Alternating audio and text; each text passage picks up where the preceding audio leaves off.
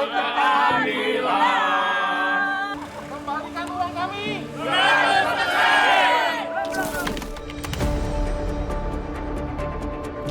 Kita minta negara harus hadir, memberikan kepastian, uang lender harus kembali 100%. Setuju! Kembalikan uang kami. 100%!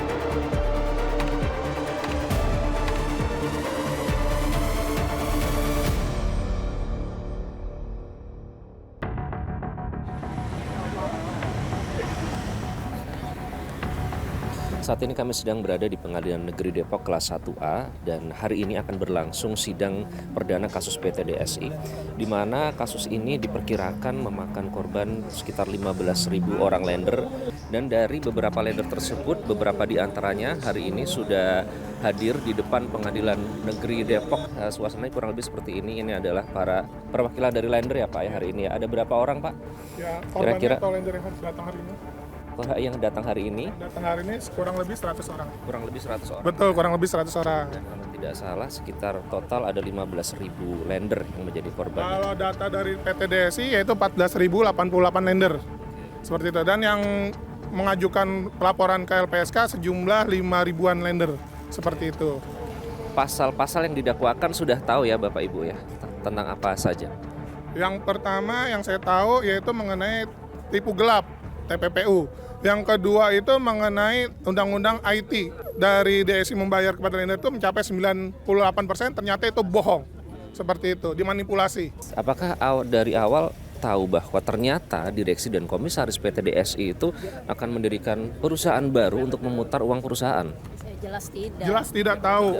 Jelas tidak. Jadi semua korban ini Pak, ini masyarakat yang percaya dengan hukum di Indonesia. Karena dari website, dari DSI jelas melakukan kriminal investasi. Di negara ini kan tidak sembarangan mengumpulkan dana masyarakat. Dan kami semua ini, banyak di antara kami, mungkin hampir semua, ini dana masa depan yang kita percayakan dengan akad yang jelas dan syariah. Betul. Disampaikan syariah. Itu yang membuat teman-teman heran. Betul. Sangat. Ini kan bukan investasi bodong. Kami ini bukan orang bodoh. Kami juga sibuk. Ada pengusaha, ada pekerja, ada pensiunan.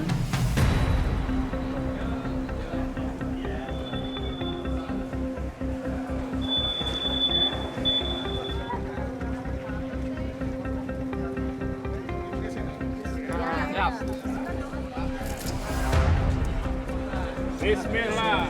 Bismillah.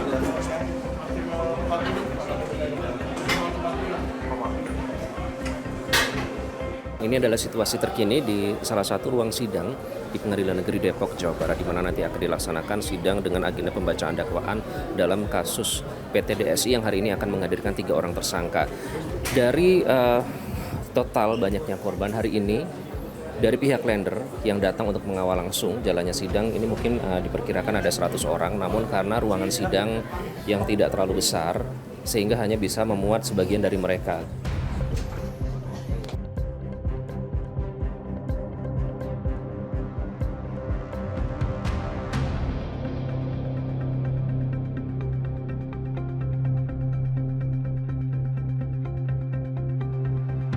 Tersangka sudah hadir di pengadilan dan sesaat lagi akan segera masuk ke ruang sidang dan mengikuti agenda pembacaan dakwaan. Dari 5 orang yang sudah ditetapkan sebagai tersangka, baru 3 orang yang diadili. Taufik Al-Jufri, Mary Yuniarni, dan Ari Riza Lesmana dihadirkan di kursi terdakwa.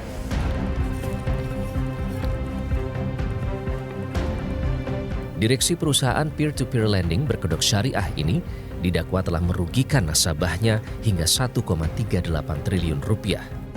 Para terdakwa dan tersangka diduga telah menggunakan dana tanpa sepengetahuan atau persetujuan para lender. Dana diputar sedemikian rupa, diakal-akali demi kepentingan sendiri. Tidak hanya melakukan tipu daya pendanaan proyek fiktif, terdakwa dan tersangka juga mengalirkan dana ke perusahaan pribadi dan afiliasi.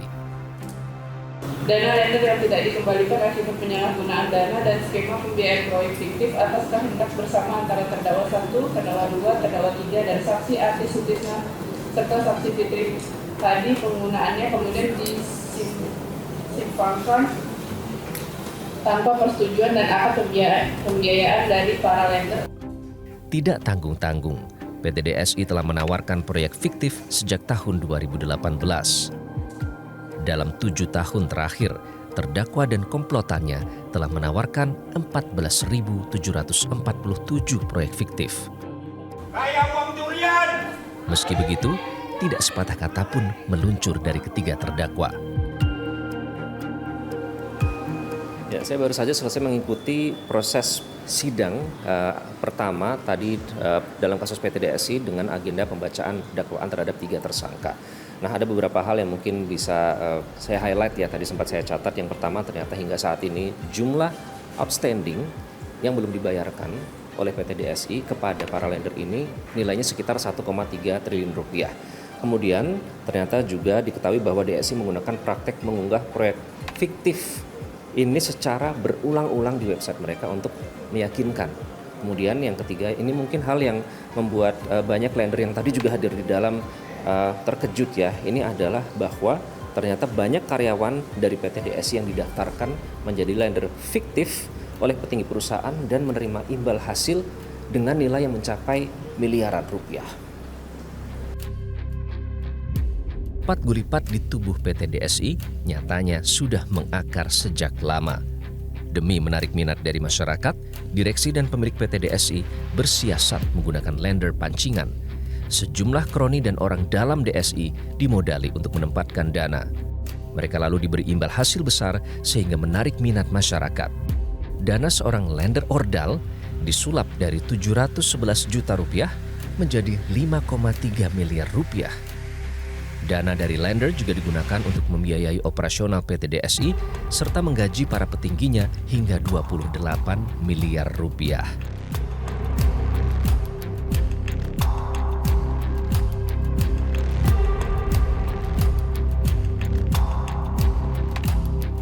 Demi langgeng menggangsir dana para lender, PT DSI bertubi-tubi mempromosikan pembiayaan proyek fiktif. Data proyek diunggah lebih dari 14.000 kali, padahal faktanya hanya segelintir. Proyek pelajaran Grand Resident dan data kita sebagai perusahaan Lisco Upgrade Milang itu dicatut sama DSI untuk dia seolah-olah ada proyek lain mengatasnamakan kita.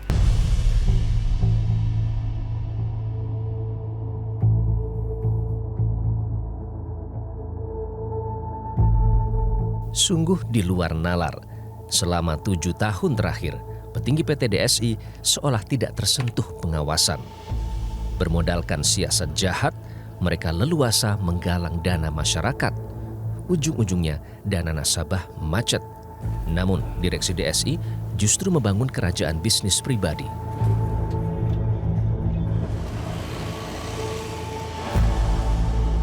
Realitas menelusuri keberadaan proyek properti di kawasan Depok, Jawa Barat. Klaster hunian ini berada di kawasan seluas 1 hektar, namun kondisinya baru terbangun sebagian. Proyek properti ini namanya turut dicatut untuk proyek fiktif. Realitas mencoba meminta keterangan dari pihak marketing, namun tidak berada di tempat.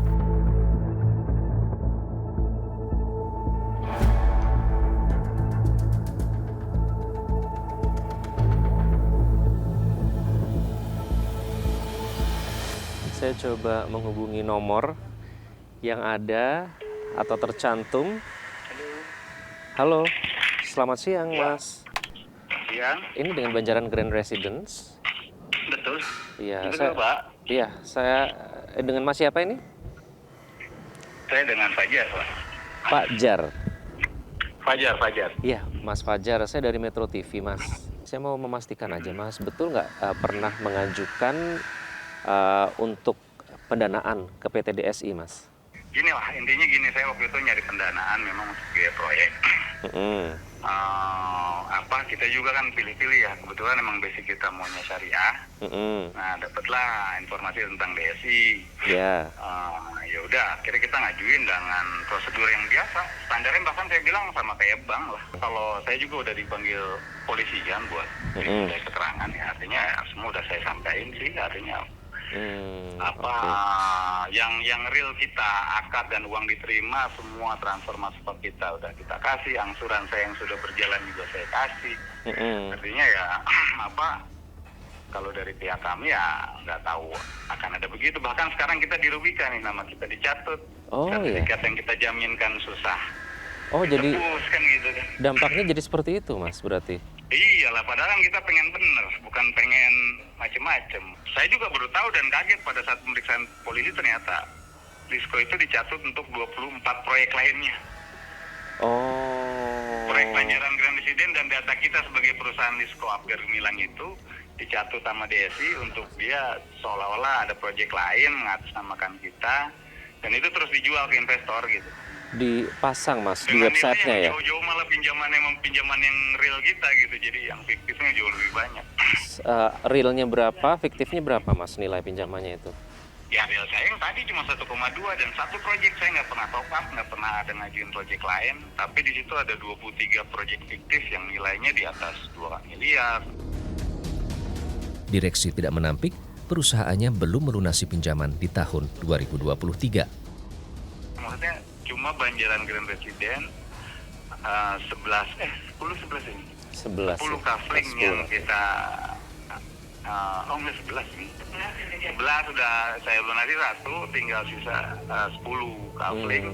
Dan itu real, kontraknya semua real, di hadapan notaris juga, jadi ya nggak ada yang lain-lain, artinya cuma itu toh.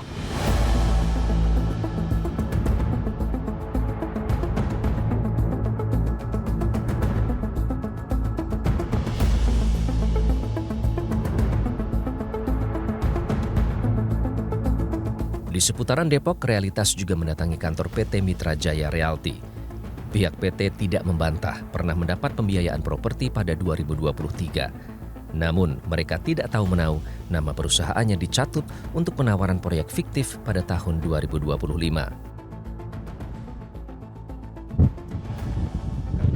Kita konfirmasi dari PT Mitra Jaya Realty dan terkonfirmasi memang mereka mendapatkan pendanaan dari pihak PT DSI tepatnya sebesar 1 miliar rupiah, dan dana itu diberikan pada tahun 2023 namun belum lunas sepenuhnya.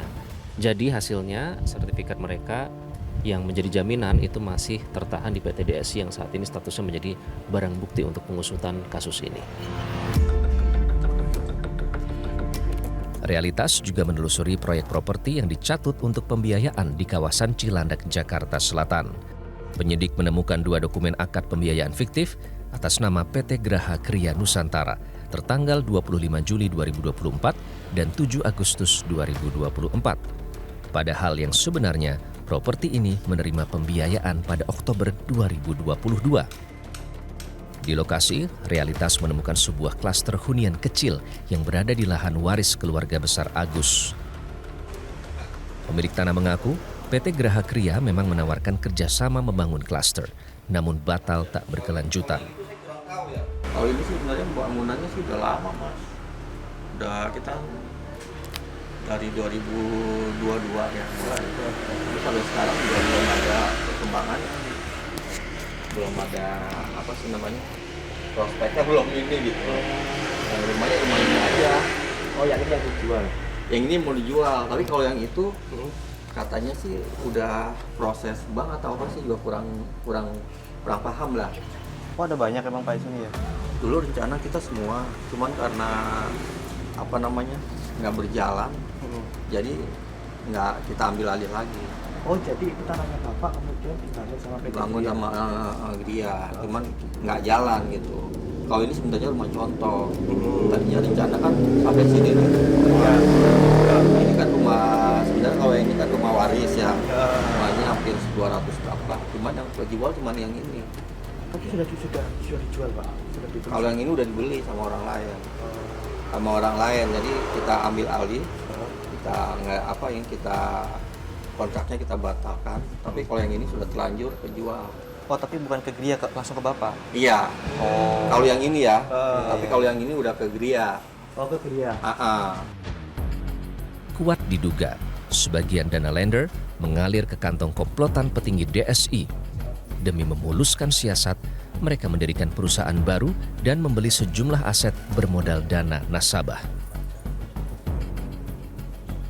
Manajemen pada saat itu memutuskan untuk menggunakan vehicle menerima saluran dana dari lender yang sedemikian.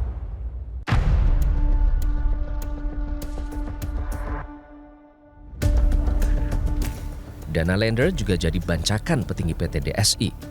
Mereka mendirikan perusahaan dan membeli aset senilai puluhan miliar rupiah yang bersumber dari dana nasabah.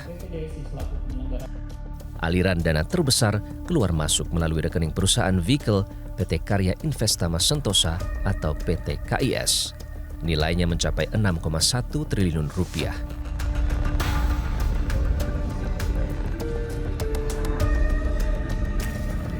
Realitas menelusuri keberadaan PT KIS yang berada di Gedung Geraha Mampang, Jakarta Selatan. PT ini beralamat sama dengan PT Kinerja Indonesia Sejahtera. Nama pemilik manfaat yang tercatat di dua perusahaan ini juga serupa. Namun diduga nama mereka hanya nomine belaka, alias bukan pemilik sebenarnya. Petugas gedung menyebut alamat dua perusahaan ini adalah kantor virtual.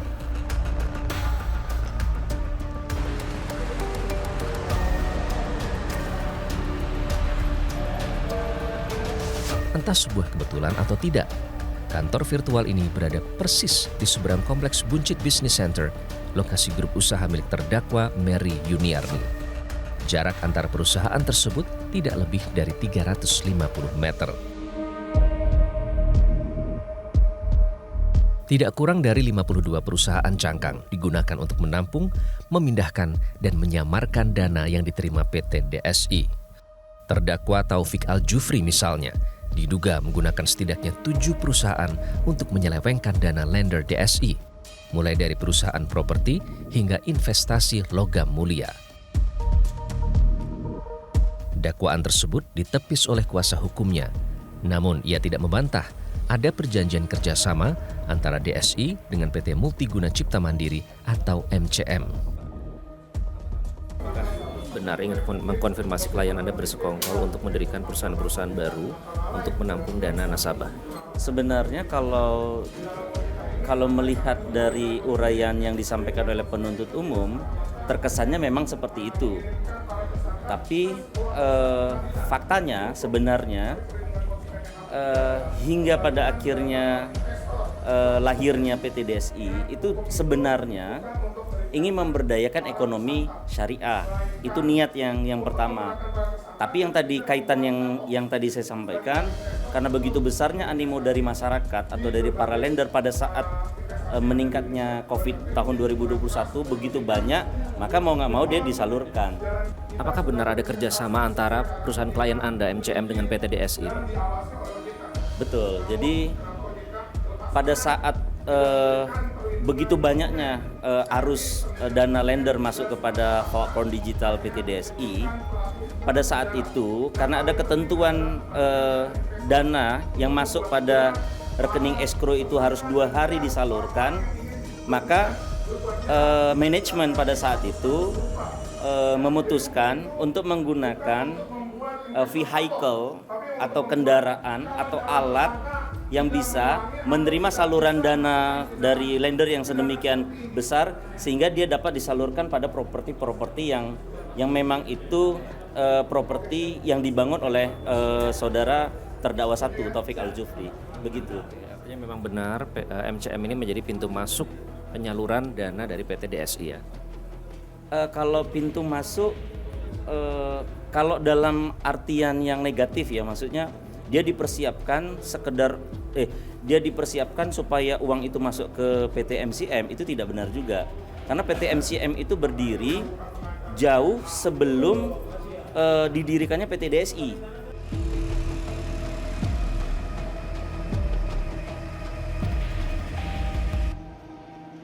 Realitas menelusuri keberadaan PT MCM di kawasan Cirendu, Tangerang Selatan. Perusahaan ini berada di Kompleks Ruko Bali Viewpoint. Di lokasi ini, Taufik memiliki 2 unit kantor. Hingga kini, perusahaan properti tersebut masih beroperasi normal.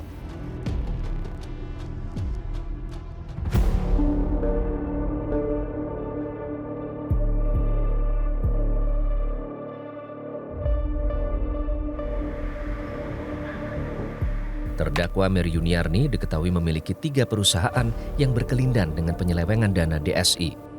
Pencucian uang mengalir jauh ke perusahaan hingga pembelian aset pribadi. Namun dakwaan tersebut dibantah oleh kuasa hukumnya.